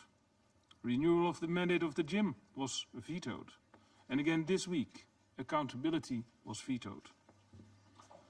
With its vetoes, the Russian Federation has assumed a heavy responsibility for the crimes committed by the Syrian regime. Mr. President, the resolution for a new accountability mechanism that was struck by that veto this week remains the bare minimum of what is acceptable to the Kingdom of the Netherlands. We will not settle for anything less than an independent, impartial attribution mechanism so that the culprits of this vicious attack will be identified and will be held accountable. Mr. President, no veto can wipe from our memory the clear conclusions presented by the JIM on the use of chemical weapons by the Assad regime and by Daesh. Mr. President, no veto can stop our compassion for the victims of the chemical weapons attack this weekend. Mr. President, no veto can end our determination to achieve justice for the victims and to achieve justice for the people of Syria. In conclusion, Mr. President, the Kingdom of the Netherlands remains committed to fighting impunity. We reiterate our strong support for the international, impartial and independent mechanism, for the Commission of Inquiry, for the international partnership against impunity for the use of chemical weapons, and a referral of the situation in Syria to the International Criminal Court in The Hague. That is the most appropriate path to accountability and to justice. The heart of our policy on Syria is a deep desire for peace and justice for the Syrian people. Impunity can and will not prevail. And let me end with a warm word of appreciation for the Secretary General and his tireless efforts for justice and for the international legal order. Thank you, Mr. President. Le agradezco al representante de Países Bajos por su declaración y le doy la palabra a la representante de Polonia. Thank you, Mr. President. I would like to thank Secretary General for his comprehensive briefing and assure him that he has our full support in finding political solution to any conflict, not only in Syria. While discussing the situation in the Middle East, and especially the current situation in Syria, let me begin with a very sad observation. Even with unanimously adopted Security Council resolutions, such as 2401, we are still lacking any substantial change on the ground. Fighting is far from being over and human suffering is tremendous. Taking into consideration the current situation and the growing risk of loss of human lives simply due to the lack of food or medicines, we should try to do our utmost to find possible ways to ensure that life-saving aid convoys may reach those in need. Unfortunately, this does not apply only to eastern Ghouta, but also to Idlib and Aleppo provinces. We have to find a way to alleviate the suffering of ordinary Syrians. The civilian population in Syria has already suffered too much. International public opinion observe our meetings and see our lack of agreement on the most basic principles arising from international humanitarian law.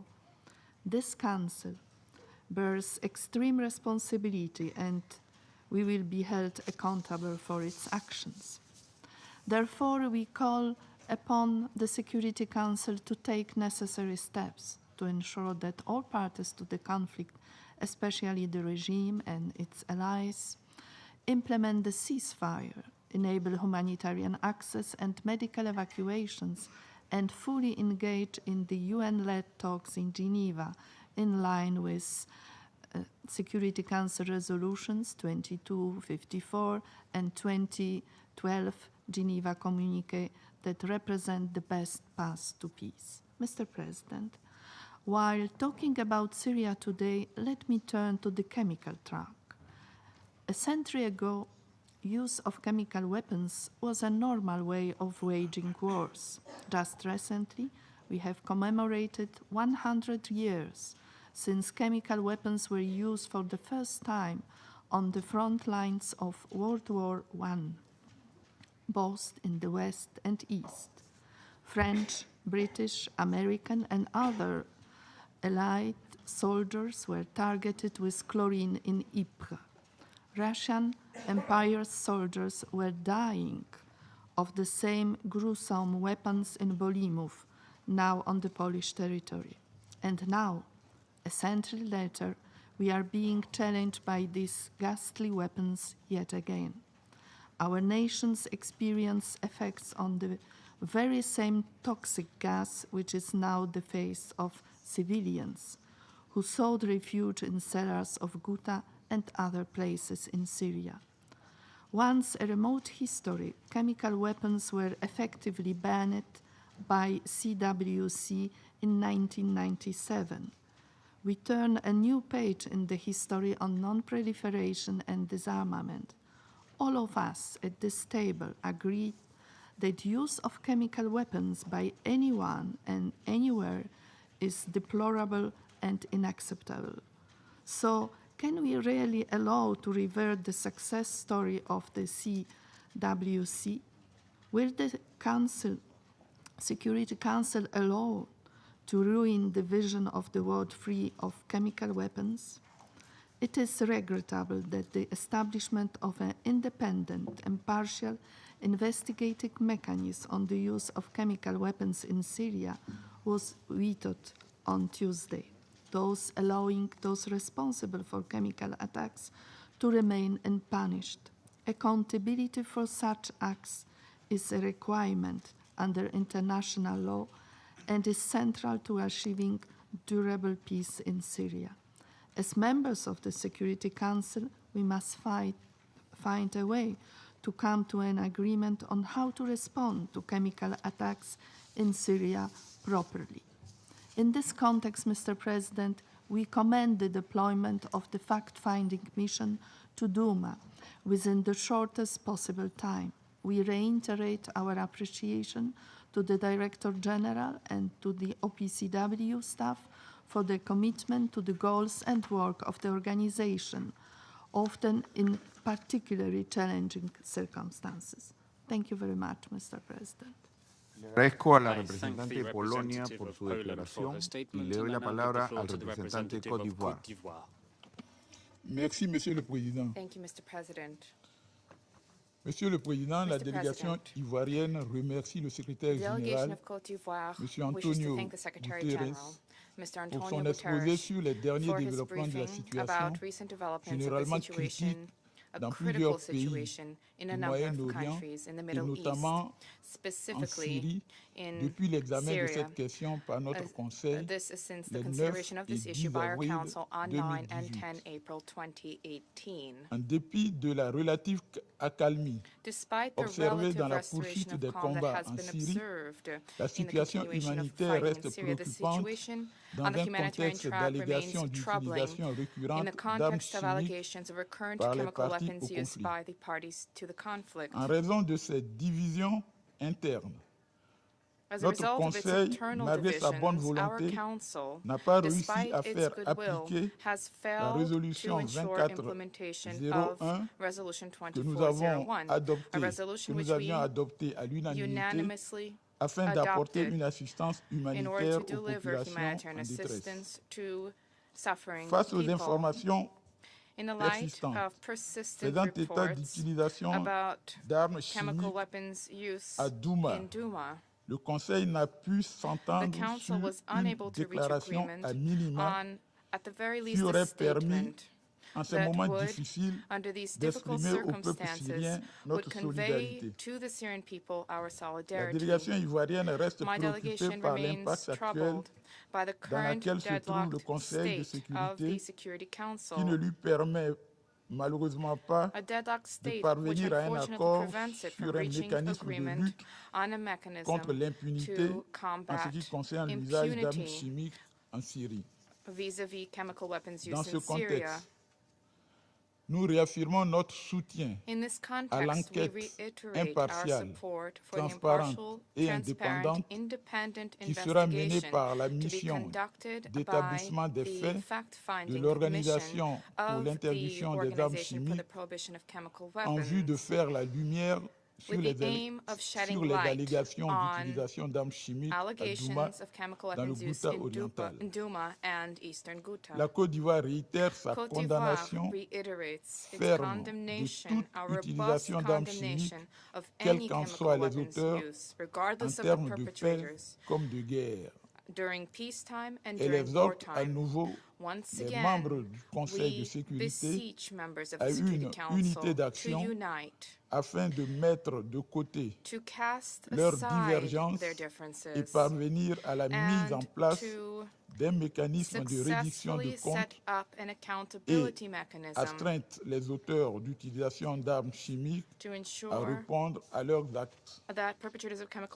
Monsieur le Président, la Côte d'Ivoire reste préoccupée par les tensions nées de l'impasse politique actuelle et encourage le secrétaire général à utiliser ses bons offices auprès des parties prenantes pour ramener la paix et la sérénité afin de prévenir toute escalade de la présente situation.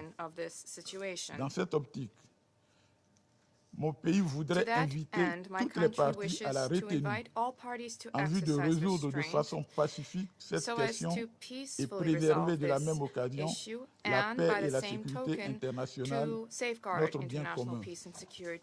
Monsieur le Président, la Côte d'Ivoire réaffirme sa conviction et sa position de principe, selon laquelle la solution à la crise en Syrie ne saurait être militaire. Elle doit plutôt être recherchée dans le cadre d'un dialogue et d'un processus politique inclusif, comme le prévoit la feuille de route de la résolution 2254 du Conseil de sécurité des Nations Unies. Mon pays reste convaincu que seul le dialogue pourra nous permettre de trouver des solutions justes au conflit syrien. Je vous remercie. Al representante de Côte d'Ivoire por su declaración. Paso ahora a formular una declaración en mi capacidad nacional. Queremos agradecer la presentación del secretario general Antonio Guterres y saludar su disposición a coadyuvar a alcanzar una salida al impasse en que se encuentra este Consejo. Lo alentamos a continuar desplegando todos los esfuerzos del caso conforme a las prerrogativas que le confiere la Carta de las Naciones Unidas. El Perú manifiesta su profunda preocupación por la división existente en este Consejo, en particular entre sus miembros permanentes, y por el lamentable uso del veto, que restringe nuestra capacidad para mantener la paz y seguridad internacionales y resolver los conflictos y crisis humanitarias que componen nuestra agenda. Observamos con alarma que el conflicto sirio sigue registrando crímenes atroces cometidos impunemente y que ha degenerado en una grave amenaza a la estabilidad regional y mundial al punto de producir serias tensiones. Respecto de las denuncias sobre un nuevo empleo de armas químicas en la localidad siria de Duma, consideramos necesario retomar con carácter de urgencia y renovado espíritu de compromiso negociaciones conducentes a garantizar el acceso pleno requerido por la misión de búsqueda de hechos de la Organización para la Prohibición de las Armas Químicas OPAC que se está desplegando en Siria para investigar lo sucedido y crear un mecanismo dedicado, independiente, objetivo e imparcial de atribución de responsabilidades. En ese contexto, debemos recordar que no existe una solución militar al conflicto sirio y cualquier respuesta a la barbarie debe ser conforme al derecho internacional y ajustarse estrictamente a lo establecido por la Carta de las Naciones Unidas. Debemos asimismo recordar que mediante su resolución 2401, este Consejo ha dispuesto un alto al fuego humanitario vigente para todo el territorio sirio y que es urgente avanzar en el proceso político de conformidad con la resolución 2254 y el comunicado de Ginebra. Como ha señalado el secretario general, son particularmente preocupantes los riesgos que el actual impasse implica, siendo indispensable evitar que la situación se salga de control.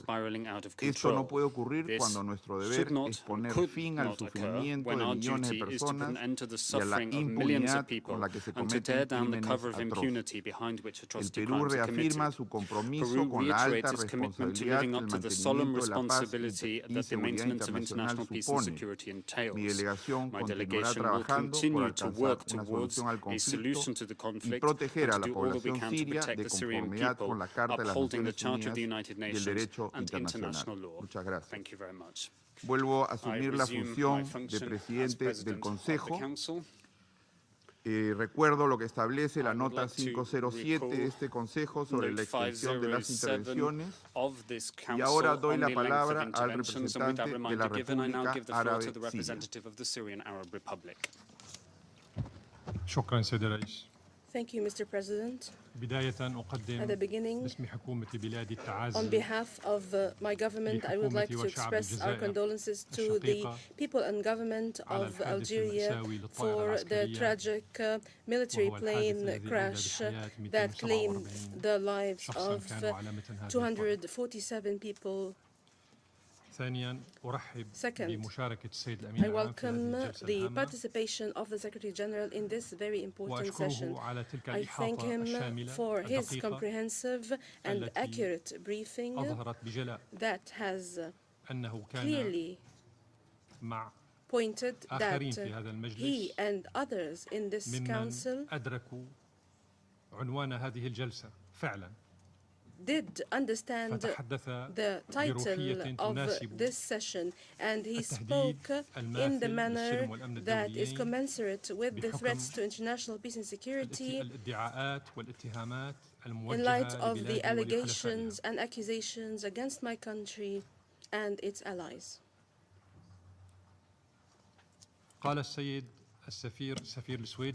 The ambassador of Sweden said that the use of chemical weapons is a war crime.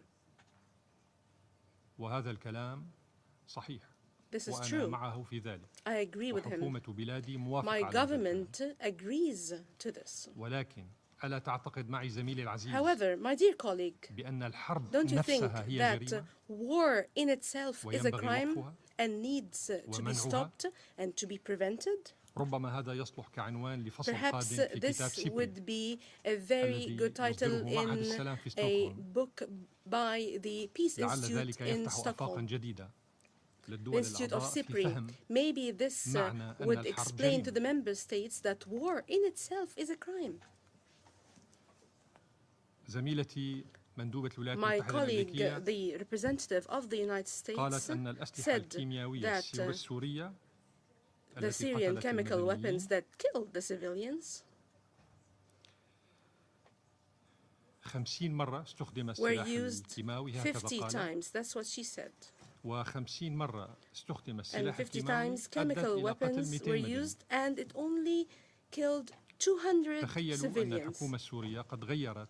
Imagine this. The Syrian government has reversed the course of the global terrorist war against my country by killing 200 civilians only, after having used chemical weapons 50 times. Isn't this talk of those who are amateurs? This is good for DC Comics, Superman comics. Is this how the White House strategizes? That a certain government uses chemical weapons 50 times to kill 200 civilians? How is this possible? How is this logical? And then my colleague, the United States of America, did overlook one important thing, that her own country on board of the Kipri has destroyed our stockpiles in the Mediterranean, along with ships by Denmark and Norway. Their own experts in the US delegation should have told her that Ms. Sigrid Kaag said in this chamber in June 2014 that there are no chemical stockpiles in Syria.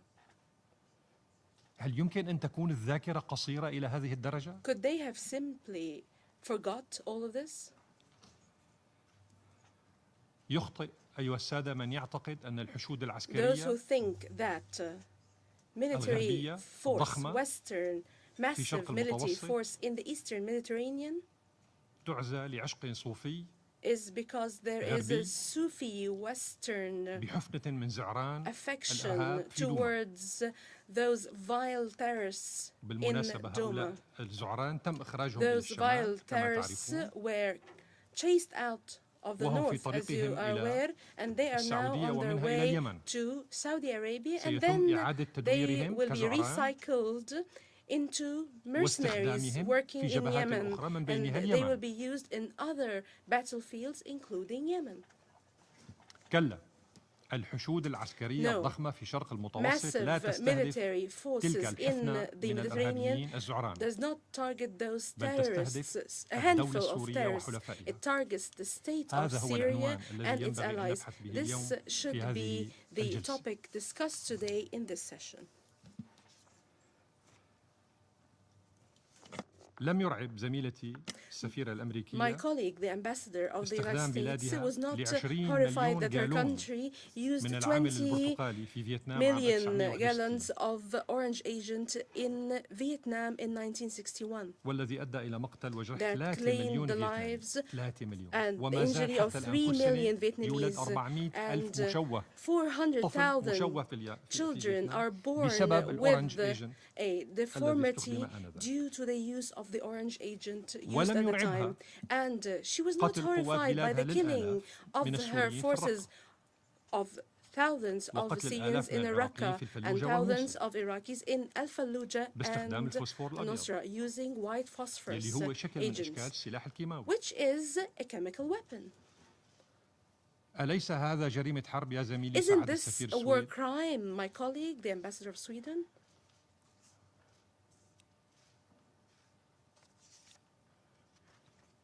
أريد أن أقرأ على مسامعكم ما قاله I would like to وزير read to دفاع you بريطانيا الأسبق remarks of the former defense secretary of Britain, Henderson. اسمع يا صديقي مندوب بريطانيا. And this is to my وزير colleague دفاع from بريطانيا the الأسبق British هندرسون delegation.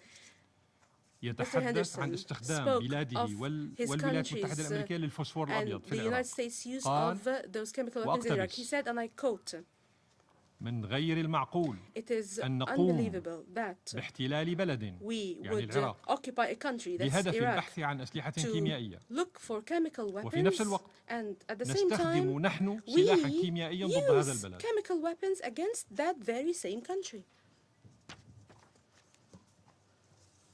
سيد الرئيس End of quote. يقول جورج أورويل الذي يحظى بمكانة أدبية وأخلاقية the عالية في الغرب well-respected and ethical في زمن الخداع author in the يكون West قول says, in a الحقيقة time عملا of فوريا. universal deceit, telling the truth is a revolutionary act. إن الحقيقة التي يجب أن تقال اليوم The هي truth أن that needs to be ثلاثا told من today الدول is دائمة that العضوية 3 permanent تجر members of the العالم Security بأسره Council من are جديد dragging the entire world نحو once هاوية again الحرب towards والعدوان. the abyss of war and aggression. وتسعى إلى They تعطيل seek to عمل هذا obstruct المجلس the في صون work of السلم the والأمن Council الدولي towards the maintenance of وهو international peace المبدأ and security, الأساسي which is الذي the اتفق main عليه الآباء principle المؤسسون agreed on and عندما اعتمدوا ميثاق الأمم adopted by المتحدة في سان our فرانسيسكو founding بتاريخ fathers when 26 they حزيران adopted the UN 1945. Charter in San Francisco on the وهنا 26th of لابد June من 1945. إنعاش ذاكرة And I would هؤلاء like to بما جاء في remind الفقرة الرابعة those and من المادة refresh their الثانية من memory الميثاق of paragraph 4 of Article 2 of the Charter, and I quote. وقد قرأها زميلي سعادة السفير بوليفيا And the ولكنني ambassador of سأعيد Bolivia قراءتها. read it, but I will read it once again. يمتنع أعضاء All الهيئة جميعا members في shall علاقاتهم الدولية refrain عن in التهديد their international باستعمال القوة relations from the threat أو استخدامها ضد or سلامة use of الأراضي force against the أو الاستقلال territorial السياسي integrity لأي or دولة political أو independence على أي of any وجه state آخر or in لا any other يتفق manner inconsistent ومقاصد with the الأمم purposes of انتهى the UN. End of quote. إن الحقيقة The truth التي يجب أن that تقال needs to اليوم be سيد told الرئيس today هي أن تاريخ is هذه that الدول these الثلاث 3 countries مبني على have a استخدام legacy الأكاذيب based on والقصص fallacies الملفقة and fabricated narratives احتلال to الدول launch wars, والسيطرة على and مقدراتها this is to وتغيير أنظمة occupy الحكم فيها states بالقوة. and control their resources and their fate and force a إن change of الحقيقة their التي يجب أن governments. تقال اليوم And أيها the truth السادة that هي needs أن to be told العالم today بأسره is that the entire وهذا world المجلس بالذات and this particular هم council شهود على stand غزو witnesses واحتلال وتدمير to the للعراق invasion, occupation and بكذبة destruction أمريكية of Iraq حصلت في هذا based المجلس on a منذ US lie 14 عام. that took place in this very chamber وهم 14 years شهود ago. على They أن are فرنسا قد witnesses استغلت هذا to المجلس France's لتدمر exploiting ليبيا this council to بحجة destroy حماية Libya المدنيين كما تتذكرون under the pretext of وتقضي protecting على civilians آفاق and مستقبل ending شعب the بأسره future of an لا entire لشيء people for إلا a very لأن simple رئيسها reason. آنذاك That is, their ساركوزي president at the time, Sarkozy, أراد التغطية على wanted a فساده cover-up المالي for وهي his قصة تعرفون ماذا financial يجري بشأنها اليوم. corruption, and this is an ongoing case, and you're all aware ومع of ذلك it. However, ما زالت بعض some الدول countries تنساق still وراء نفس fall الأكاذيب for such lies التي that are تسوقها نفس هذه promoted الدول by these very سعيا same لشن states عدوان على to بلاد launch an سوريا. aggression against my country, Syria.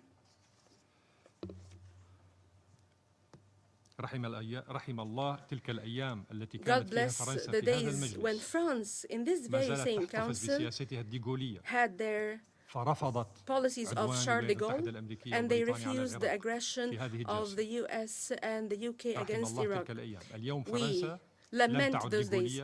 France does not now respect de Gaulle, and now it is one of the countries that launch aggressions against other countries. The truth that needs to be told today, Mr. President, is that the international community has not sought to rein in those who are reckless and undermine international relations and subjected to disasters since the establishment of this organization. Our biggest fear is if the international community does not come together to end the abuse of those who are reckless, this would effectively declare this organization dead in a very similar circumstance to that led to the ending or declaring the League of Nations dead. The truth that needs to be told today is that after the failure of the US, Britain and France and their proxies in the region,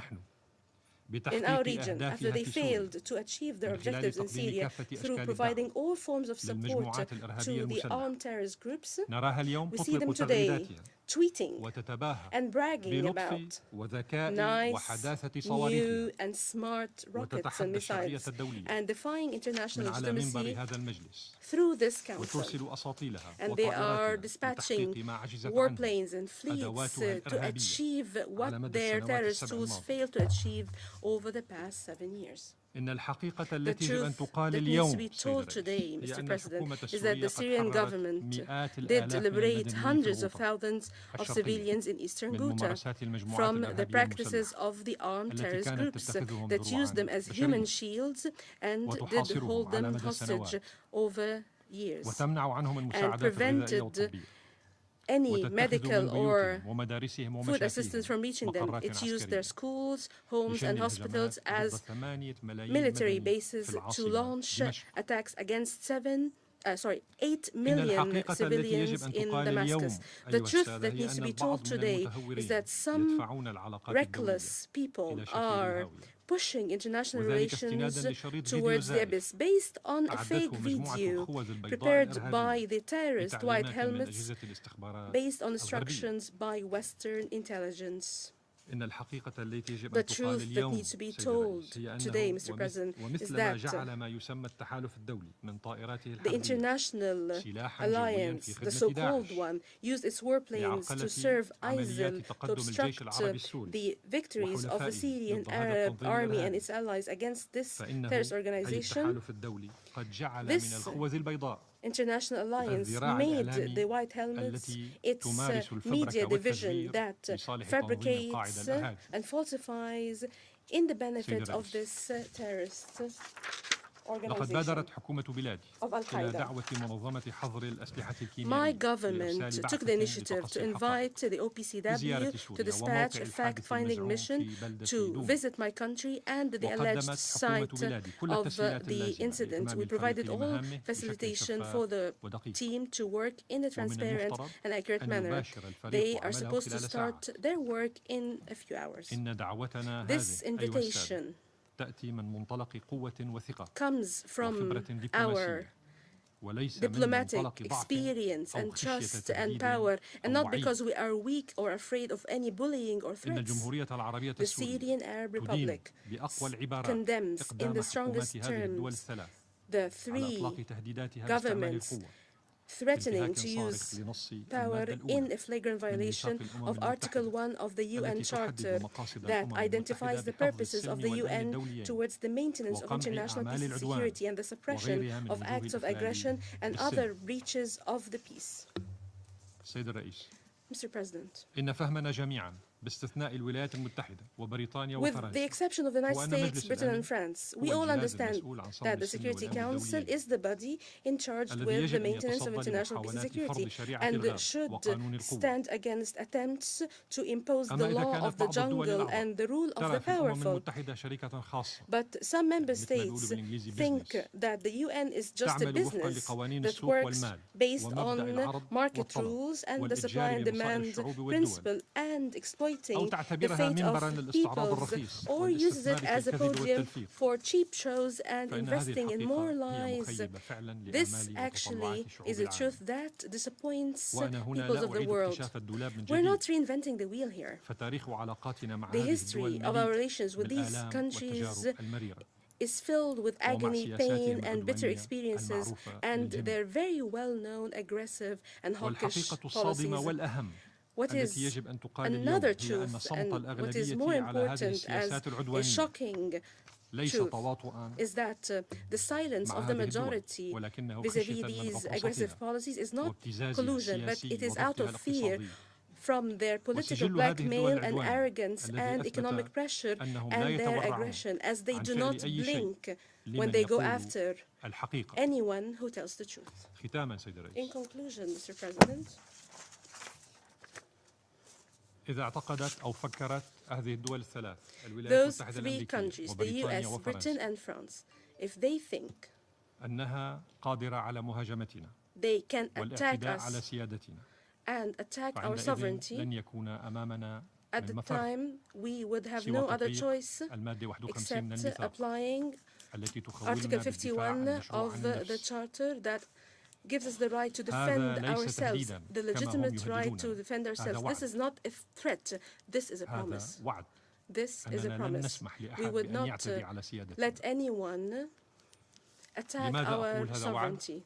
Why do I say this is a promise? أقول هذا لأن الزعيم الأمريكي جورج واشنطن because George Washington, the US leader, said some very important words 200 years ago, or even more than 200 years ago. He said, and I quote, هل أدلكم أيها السادة على صوت أقوى من دوي المدافع. Shall I tell you about a sound that is higher than the sound of the cannons? It's the sound of the truth that emanates from the heart of a nation that wants to live free. End of quote. نحن أيضا في سوريا We لدينا in Syria also شخصيات وقادة leaders مثل جورج واشنطن. like George Washington وهم and prominent personalities. بنفس الشيء. And they are doing the same thing. They're protecting the unity and sovereignty of their own country. I thank you, Mr. President.